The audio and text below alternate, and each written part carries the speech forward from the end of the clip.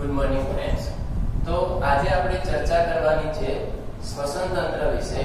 તો શ્વસન તંત્રની વિશે આપણે આજે છે એ મનુષ્યનું શ્વસન તંત્ર છે એના વિશે ચર્ચા કરવી છે।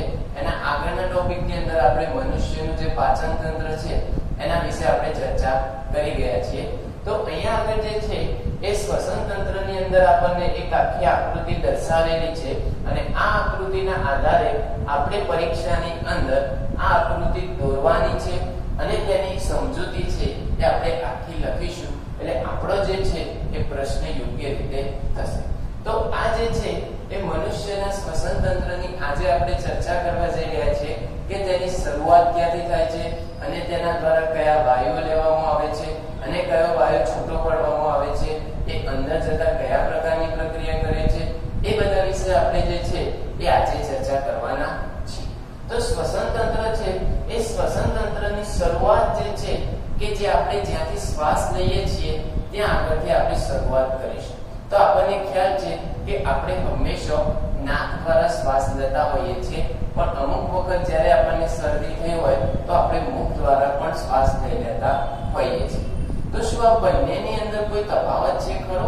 તો હા, જ્યારે આપણે નાક દ્વારા જે છે એ હવા અંદર લઈએ છીએ એ સમયે આપણા જે નાક છે એ નાકની અંદર સૂક્ષ્મ નાના વાળ અને શ્લેષ્મ નામનો જે ચીકણો પદાર્થ છે એ એની અંદર રહેલો હોય છે, જેથી કરીને જે નાક દ્વારા જે હવા જે છે એ અંદરની તરફ પ્રવેશે છે ત્યારે આ જે હવા છે એ અહીંયા આગળ શ્લેષ્મ નામનો ચીકણો પદાર્થ અને વાળ દ્વારા જે છે હવા જે છે એને શુદ્ધ કરવામાં આવે છે, જેથી કરીને એ જે વાતાવરણની હવા હોય એની અંદર ધૂળના રજકણો અને સૂક્ષ્મ જીવાણુઓ છે એ નાકની અંદરની સપાટી ઉપર ચોંટી જતા હોય છે અને અંદર જે છે ફેફસાની અંદર શુદ્ધ હવા જતી હોય છે। જો એની જગ્યાએ આપણે મુખ દ્વારા શ્વાસ લઈશું તો એ જે મુખ દ્વારા શ્વાસ લઈએ છીએ એની અંદર જે વાતાવરણની જે હવા છે અને સૂક્ષ્મ જીવાણુઓ છે એ સીધા ફેફસાની અંદર જતા હોય છે, જેથી કરીને આપણે મુખ દ્વારા શ્વાસ લેવો જોઈએ નહીં। તો અહીંયા આગળ જે છે એ આપણા શ્વસન તંત્રની જે શરૂઆત છે એ નાક દ્વારા થતી હોય છે, એટલે કે નાક જે છે એના બે છિદ્રો હોય જેને આપણે નાસિકા કોટર તરીકે ઓળખીએ છીએ અને આ નાસિકા કોટર દ્વારા આપણે જે છે એ શ્વાસ ધીમે ધીમે અંદર લઈએ છીએ। તો નાક જે છે એ શ્વસન તંત્રનું શરૂઆતનું અંગ છે કે જેનાથી નાક દ્વારા શ્વાસની પ્રક્રિયા શ્વાસોશ્વાસની પ્રક્રિયા આપણે અંદર અથવા તો બહાર લઈ જતા હોઈએ છીએ।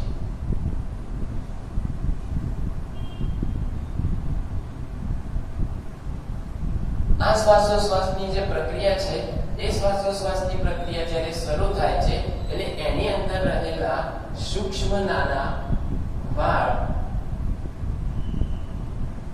અને શ્લેષ્મ નામનો ચીકણો પદાર્થ હોય છે, શ્લેષ્મ નામનો ચીકણો પદાર્થ જે છે એ રહેલો હોય છે અને જેના દ્વારા આપણે જે છે એ હવા જે છે શુદ્ધ હવા આપણા શ્વસન તંત્રની અંદર મોકલી શકીએ છીએ। આ નાક દ્વારા જે હવા આપણે જ્યારે અંદર લઈએ છીએ ત્યારે હવા જે છે એ એના માધ્યમમાં થઈને આગળની તરફ પ્રવેશ કરે છે અને આ જે હવા જે છે એ જ્યારે અંદર પ્રવેશે છે ત્યારે અહીંયા આગળ જે નીચેનો ભાગ છે જેને આપણે કંઠ નળી તરીકે ઓળખીએ છીએ, કંઠ એટલે કે જે આપણું ગળું, એ ગળાની અંદરના ભાગની અંદર બે નળીઓ હોય છે, એક અન્નનળી હોય છે અને એક શ્વાસ નળી હોય છે।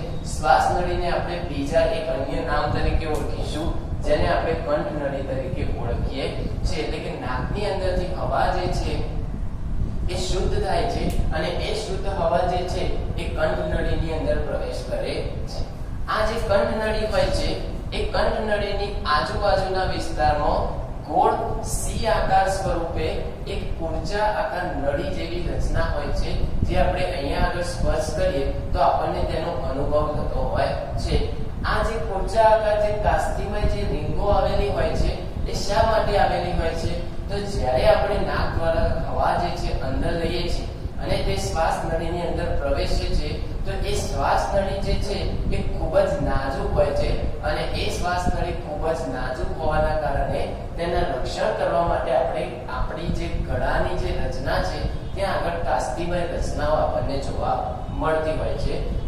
જે કંઠનળી છે એ કંઠનળીની આપણે વાત કરીએ તો કંઠનળીની આજુબાજુનો વિસ્તાર છે એ ગોળ ઊંચા આકાર નળીથી ઘેરાયેલો હોય છે, જેથી કરીને તેનું રક્ષણ થઈ શકે. તો જે કંઠનળી છે કે જેને આપણે શ્વાસ નળી તરીકે પણ ઓળખીશું, તો કંઠનળીની આજુબાજુ કાસ્તિમય રિંગો જે છે આપણને જોવા મળે છે. તો કાસ્તિમય રિંગો છે એનું કાર્ય શું? તો એ જે રિંગો છે એ આપણને જોવા મળે છે જે શ્વાસ નળી અથવા તો કંઠનળીનું રક્ષણ કરવાનું કામ કરે છે.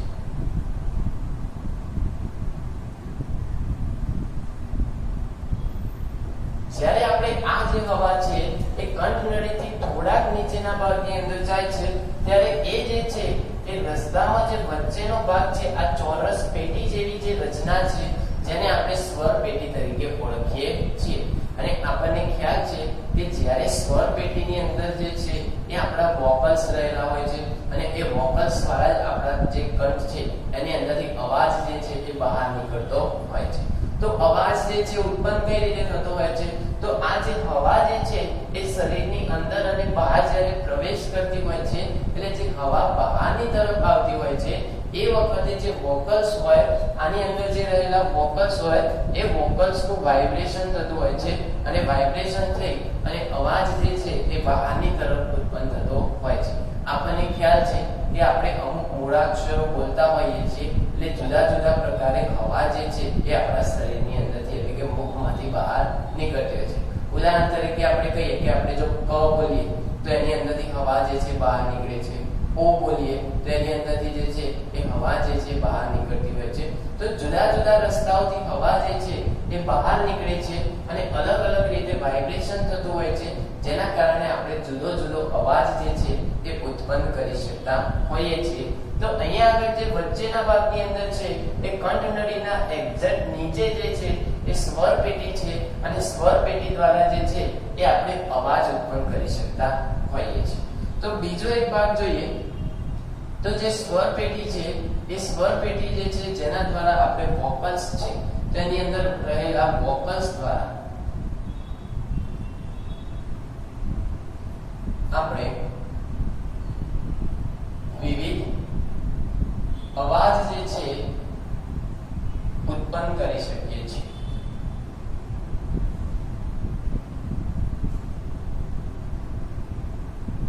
આ જે અવાજ જે છે એ ઉત્પન્ન થાય છે. હવે જ્યારે આપણે એના આગળના ભાગની અંદર જઈએ, એટલે અહીંયા આગળ જે રહેલી જે શ્વાસ નળી છે એ શ્વાસ નળી જે છે એ બે ભાગની અંદર વિભાજિત થતી હોય છે. તો આ જે શ્વાસ નળી છે એ બે ભાગની અંદર જ્યારે વિભાજિત થાય એટલે આપણે જે છે એને શ્વાસ વાહિની તરીકે ઓળખીએ છીએ અને એ જે શ્વાસ વાહિની જે છે એ વી આકારે ખુલી અને ફેફસાની અંદરના ભાગની અંદર જતી હોય છે. તો આપણે જ્યારે શ્વાસ વાહિની વિશે ચર્ચા કરીએ તો શ્વાસ વાહિની જે છે એ આગળ જતા તે શ્વાસ નળીમાંથી તેના બે ભાગ પડે છે. શ્વાસ નળીમાંથી તેના વી આકારે બે ભાગ જે છે એ આપણને જોવા મળે છે અને તે આગળ જઈને બંને ફેફસાની અંદર તરફ પ્રવેશ કરતી હોય છે. તો આગળ જઈ બે ફેફસાને તે મળે છે. તો અહીંયા સુધી આપણે જે ચર્ચા કરી કે જ્યારે આપણે નાક દ્વારા જે શુદ્ધ હવા જે છે એ વાતાવરણની જે હવા હોય છે નાક દ્વારા શુદ્ધ થતી હોય છે, જેના માટે જવાબદાર છે સૂક્ષ્મ વાળ અને શ્લેષ્મ નામનો ચીકણો પદાર્થ છે. જ્યારે તે અંદર પ્રવેશ કરે છે ત્યારે કંઠનળીની અંદર જાય છે. કંઠનળીનો જે નીચેનો ભાગ છે એ સ્વર પેટી તરીકે ઓળખાય છે અને આ નળીના રક્ષણ માટે કાસ્તિમય રિંગો જે છે એ જોડાયેલી હોય છે. હવે આપણે જ્યારે આગળ જઈએ તો આ જે શ્વાસ નળી છે એના બે ભાગ પડતા હોય છે અને આ બંને ભાગ જે છે ફેફસાની અંદર જે છે એ પ્રવેશતા હોય છે. તો જ્યારે આપણે ફેફસાની ચર્ચા કરીશું તો ફેફસા જે છે એ બે આપણા શરીરની અંદર આવેલા હોય છે, જે આપણે સૌ જાણીએ છીએ કે આપણા શરીરની અંદર બે છે એટલે કે એક જોડ ફેફસા એટલે કે બે ફેફસા રહેલા છે અને આ જે ફેફસા છે એના વિશે આપણે ચર્ચા કરવાની છે. તો બે ફેફસા આ રીતે શરીરની અંદર આપણું જે છાતીનું જે પિંજરું હોય એ છાતીના પિંજરા દ્વારા તેનું રક્ષણ થયેલું હોય છે. કારણ શું કે જો આ જે ફેફસા છે એને છાતીના પિંજરાનું જો રક્ષણ ન મળે તો એ જે છે એને થોડાક જ દબાણ અથવા તો પ્રેશરના કારણે તેને ખૂબ જ નુકસાન થઈ શકે છે અને આપણું શ્વસન તંત્ર છે એ આપણું ડામાડોળ થઈ જાય અને વ્યક્તિ જે મૃત્યુ પામી શકે છે. એટલા માટે જે ફેફસા છે એની આજુબાજુ જે છે એ આપણું છાતીનું પિંજરું છે એ વીંટાયેલું હોય છે. આ છાતીનું પિંજરું છે એ વચ્ચેની એક જાડી જે હાડકાની જે રચના હોય એની આજુબાજુ આ રીતે જે છે એ નળીઓ હોય છે કાસ્ટિમય, જેના કારણે આપણા બંને ફેફસા છે એ રક્ષણ પામેલા હોય છે. આ જે રીતે આ તરફ રક્ષાયેલા છે આ તરફ પણ રક્ષાયેલા હોય છે, પરંતુ અહીંયા આગળ આપણે બીજી માહિતી સમજાવવા માટે આ જે ભાગ છે એ આ તરફ દોરેલો નથી. તો જે 12 જોડ હોય એ 12 જોડ પાંસળીઓ આ તરફ અને બીજી 12 આ તરફ, એમ ટોટલ જે છે 24 પાંસળીઓ હોય છે અને વચ્ચેની એક છે, એમ કરીને ટોટલ 25 પાંસળીઓ દ્વારા આપણું જે ફેફસું છે એ રક્ષણ પામેલું હોય છે. હવે આપણે આ તો વાત કરી કે ફેફસાના બહારની વાતની. જ્યારે આપણે ફેફસાની અંદર તરફ જઈએ છીએ ત્યારે એક ફેફસું છે એ થોડુંક નીચે તરફ હોય છે અને બીજું ફેફસું છે થોડુંક ઉપર તરફ હોય છે. એનું કારણ શું? તો આપણને ખ્યાલ છે કે આપણું જે હૃદય હોય છે એ હૃદય જ્યારે શરીરની અંદર સહેજ ડાબી બાજુ રહેલું હોય છે અને એ હૃદય સહેજ ડાબી બાજુ હોવાના કારણે ડાબી તરફનું ફેફસું છે એ સહેજ નીચી તરફ દમેલું હોય છે, જેથી કરીને આપણા જે બે ફેફસા છે એ આપણને આ રીતે જોવા મળે છે.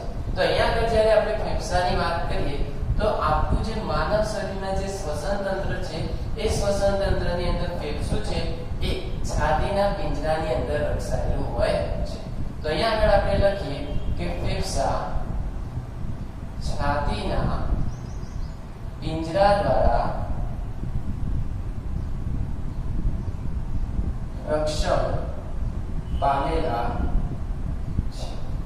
આ જે ફેફસાની અંદરની રચના જોઈએ તો આપણે જોઈએ એ પહેલા આપણને ખ્યાલ છે કે મનુષ્યના શરીરની અંદર એક જોડ એટલે કે બે ફેફસા રહેલા હોય છે. તો મનુષ્યના શરીરની અંદર એક જોડ ફેફસા હોય છે. તો જ્યારે આપણે ફેફસાની અંદરની તરફની વાત કરીએ તો આ જે શ્વાસ વાહિની છે એ ફેફસાની અંદર જાય છે અને આ જે શ્વાસ વાહિની જ્યારે ફેફસાની અંદર જાય છે એટલે એના જુદા જુદા ફાંટા પડતા હોય છે. આ જે જુદા જુદા ફાંટા જે છે એ છે આપણે જોઈએ તો આ રીતે અંદર જઈ અને ખૂબ જ આખું એક ઝુમખું બનાવતા હોય છે અને આ શ્વાસ વાહિનીમાંથી જે નાની નાની જે રચનાઓ જે તૂટી જતી હોય છે એ તૂટેલી જે રચના છે જેને આપણે સૂક્ષ્મ નળીઓ એટલે કે શ્વાસ વાહિની તરીકે ઓળખતા હોઈએ છીએ. અને આ શ્વાસ વાહિનીઓના છેડા ઉપર આપણે જઈએ એટલે જે છેલ્લો છેડો આવે છે આ જે છેડો છે એ જે છેડા ઉપર એક દ્રાક્ષ હોય ને એ દ્રાક્ષના ઝુમખા જેવી રચના હોય છે અને આ દ્રાક્ષના ઝુમખા જેવી રચનાને આપણે વાયુ કોષ્ઠો તરીકે ઓળખીએ છીએ. એટલે અહીંયા આગળથી જે આપણું જે શ્વસન તંત્ર છે શરૂ થાય છે અને ફરતું તે છેલ્લે વાયુ કોષ્ઠો સુધી પહોંચે છે. તો હવે આપણે સમજવાનું છે કે આપણે જે છે શ્વાસોશ્વાસની જે પ્રક્રિયા હોય એ શ્વાસોશ્વાસની પ્રક્રિયાની અંદર ઓક્સિજન વાયુ છે એ ઓક્સિજન વાયુનો આપણે ઉપયોગ કરીએ છીએ. આ ઓક્સિજન વાયુ જ્યારે શરીરની અંદર દાખલ થશે એટલે એ જે છે શ્વાસ નળીમાં દાખલ થશે.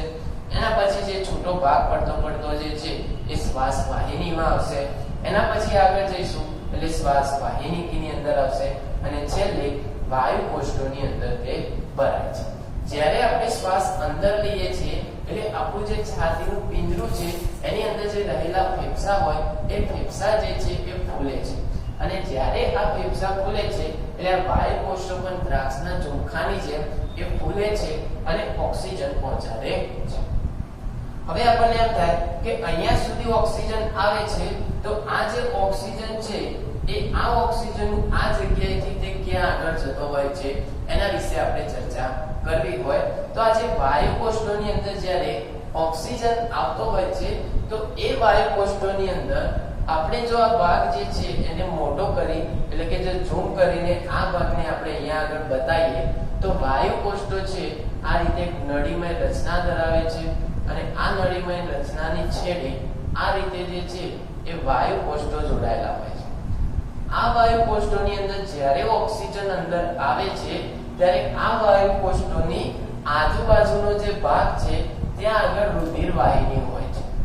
આ જે છે ત્યાં આગળ રુધિર વાહિની હોય છે અને આ રુધિર વાહિની જ્યારે શરીરની અંદર રહેલું અશુદ્ધ રુધિર હોય, આપણને ખ્યાલ છે કે હવે આપણે થોડા બીજા રસ્તા ઉપર જઈએ છીએ કે જે રુધિર છે એના વિશે ચર્ચા કરીએ છીએ તો આપણને ખ્યાલ છે કે આપણા રુધિરની અંદર 3 કણો હોય છે, ત્રાક કણો, રક્ત કણો અને શ્વેત કણો. તો જે રક્ત કણો છે એ જ્યારે એની અંદર રહેલા લાલ રંગના ટપકા જેવી જે રચના ધરાવતા હિમોગ્લોબિનના અણુઓ હોય એ જ્યારે જો કાર્બન ડાયોક્સાઇડ મુક્ત હોય તો તે ચમકતા નથી અને જ્યારે ઓક્સિજન યુક્ત હોય તો તે ચમકદાર અને શુદ્ધ રુધિર કહીએ છીએ. તો આ રુધિર વાહિનીઓ જ્યારે અહીંયાથી પ્રવેશ કરે છે એટલે અહીંયા આગળ જે રુધિર વાહિનીઓ એની અંદરથી અશુદ્ધ રુધિર પસાર થતું હોય છે એટલે કે કાર્બન ડાયોક્સાઇડ યુક્ત રુધિર પસાર થાય છે. જ્યારે તે અહીંયાથી પસાર થશે એટલે વાયુ કોષ્ઠોની અંદર ઓક્સિજન વાયુ ભરાય છે જે આપણે અહીંયાથી અંદર મોકલ્યો હતો. આ ઓક્સિજન વાયુ જે છે એ રુધિરને મળી જાય છે અને તે શરીરના અંગો સુધી પહોંચે છે અને આ કાર્બન ડાયોક્સાઇડ છે એ વાયુ કોષ્ઠોને પાછો મળે છે. તો હવે આપણને ખ્યાલ આવશે કે અહીંયા આગળ આવેલો ઓક્સિજન છે એ રુધિર વાહિનીઓ દ્વારા લઈ જવામાં આવે છે અને કાર્બન ડાયોક્સાઇડ જે છે એ એમને પાછો આપવામાં આવે છે. હવે આપણને ખ્યાલ છે કે ફેફસા જ્યારે ફૂલે છે ત્યારે તેનું સંકોચન પણ થતું હોય છે અને બીજો શ્વાસ લઈએ એટલે ઉચ્છ્વાસની અંદર આપણે કોઈક વાયુ જે છે બહાર કાઢતા હોઈએ છીએ. તો આપણે ઓક્સિજન વાયુ આપી દીધો તો હવે આપણે કયો વાયુ લઈને પાછા આવીશું? Carbon dioxide. તો વાયુ કોષ્ઠોની અંદર કાર્બન ડાયોક્સાઇડ ભરાય છે એ પાછો શ્વાસ વાહિની દ્વારા અહીંયા આવે છે. એના પછી જે છે શ્વાસ વાહિનીમાં પ્રવેશે છે, ત્યાંથી તે શ્વાસ નળીની અંદર જાય છે અને શ્વાસ નળીમાંથી ફરી પાછો મુખ દ્વારા અથવા તો નાક દ્વારા જે છે એ કાર્બન ડાયોક્સાઇડ વાયુ બહારની તરફ પાછો આવતો હોય છે. તો આ રીતની એક રચના છે, એક આખું સાયકલ છે. એ સાયકલ એટલે કે ચેન જે છે એ શરીરની અંદર આ રીતે શ્વસનની પ્રક્રિયા થતી હોય છે કે કાર્બન ડાયોક્સાઇડ મુખ અથવા તો નાક દ્વારા આપણા શરીરની અંદર છેલ્લે વાયુ કોષ્ઠો સુધી જાય છે અને ત્યાં ઓક્સિજનની ફેરબદલી થઈ કાર્બન ડાયોક્સાઇડ લઈને પાછો આવે છે. હવે આપણે એ સમજવાનું હતું કે આ જે આખી રચના હતી એના વિશે તો આપણે ચર્ચા કરી દીધી, પણ અહીંયા આગળ એક લખેલું છે ઉરોદલ પટલ. તો ઉરોદલ પટલ જે છે એક રચના છે, એક રચના જે છે એ હાડકા જેવી રચના છે. જ્યારે આ ફેફસા છે એની અંદર હવા જે છે અંદરની તરફ દાખલ થાય છે એ વખતે તો આપણે દબાણ કરીને હવા જે છે અંદર લઈએ છીએ. તો આ દબાણયુક્ત હવા જ્યારે અંદર જાય અને આ ફેફસા ખોલે તો એના ઉપર દબાણ એટલે પ્રેશર ઉત્પન્ન થશે અને આ જે ઉરોદલ પટલ છે એ નીચે તરફ આવશે. હવે જ્યારે આ ઉરોદલ પટલ નીચે આવે છે અને ઓક્સિજન મળી જાય એટલે સ્થાન એનું ખાલી થતું હોય અને જ્યારે સ્થાન ખાલી થાય એટલે નીચેથી ફરી પાછું દબાણ ઉપર તરફ આવે છે અને આમ અંદર રહેલી હવા જે છે એ બહારની તરફ જતી હોય છે. તો ઉરોદલ પટલ છે એનું કાર્ય જે છે એ શરીરની અંદર જ્યારે હવા અંદર આવે છે અને ફેફસા ખુલે છે એટલે તે નીચે જાય છે અને ત્યારબાદ હવા બહાર કાઢવાની હોય એટલે તે ઉપર તરફ દબાણ કરી અને કાર્બન ડાયોક્સાઇડ વાયુ છે એને બહારની તરફ કાઢતો હોય છે. તો આ જે છે એ આપણા મનુષ્યના શ્વસન તંત્ર વિશે આપણે ચર્ચા કરી કે જેની અંદર કઈ રીતે વાયુઓ જે છે એનું વિનિમય થતું હોય છે અને એ વાયુઓ દ્વારા ઓક્સિજન આપણે મેળવીએ છીએ અને કાર્બન ડાયોક્સાઇડ બહાર કાઢી અને ઊર્જા છે એ આપણે છૂટી પાડતા હોઈએ છીએ. આ ઓક્સિજન સાથે આપણને ખ્યાલ છે કે ઓક્સિજન જે અંદર જાય એટલે કાર્બન ડાયોક્સાઇડ સાથે એક બીજો પદાર્થ પણ આવતો હોય છે જે આપણું પાણીનો અણુ છે કે જ્યારે આપણે શ્વાસોશ્વાસની પ્રક્રિયાની અંદર ઉચ્છ્વાસ બહાર કાઢીએ એટલે માત્ર કાર્બન ડાયોક્સાઇડ નહીં પરંતુ ભેજ જે છે એ પણ બહાર નીકળતો હોય છે. એટલે આપણે જ્યારે શિયાળા દરમિયાન કોઈ કાચ હોય અને કાચ ઉપર જ્યારે હવા બહાર ફેંકીએ છીએ એટલે એની ઉપર નાના ટપકા જે છે એ આપણને બાજેલા જોવા મળતા હોય છે. તો આ રીતે જે છે એ આપણા શરીરની અંદર જે છે એ શ્વસન